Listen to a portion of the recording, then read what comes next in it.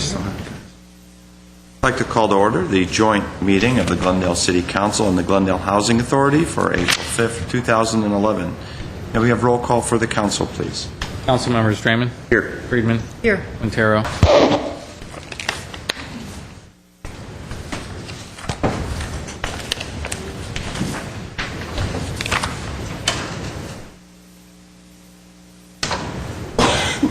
Would have Frank get excused.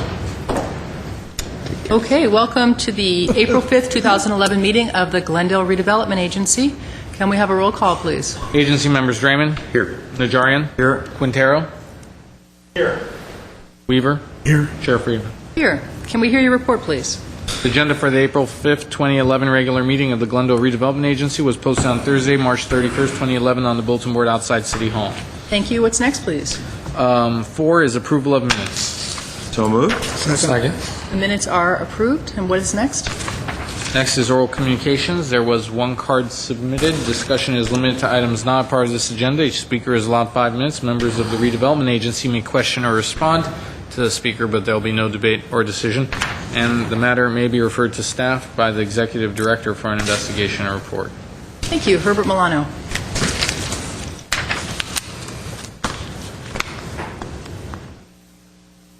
Thank you, Redevelopment Agency Chair Friedman, members of the Redevelopment Agency, and city staff. My name is Herbert Milano.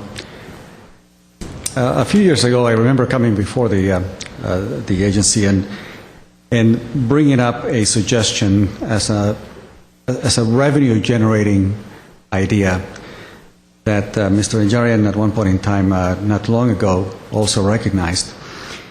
And that is the concept of condominium conversion. Now, within the redevelopment area, there must be a lot of buildings that were built since the 1980s. But I believe that there is an opportunity, perhaps, for the city to look at as a revenue source, to look at all of the apartment buildings that were built since 1980 that have, should we say, adequate parking or subterranean parking, and consider an expedited way of perhaps providing those condominium conversions. As you saw today, some of these buildings in Glendale are, the low-income multifamily housing going for about $135,000 a unit. Refurbished and improved, they're bringing in at least 50% more than the valuation would be as an apartment building. So if the average price out here is about $200,000 per unit, and as condominiums they can fetch up $275,000, $300,000, that's going to allow you to have a significant reassessment of a very large pool of apartment buildings out there. My estimate, rough estimate, I was at Building and Safety trying to get a gauge of how many buildings were built in the 1980s.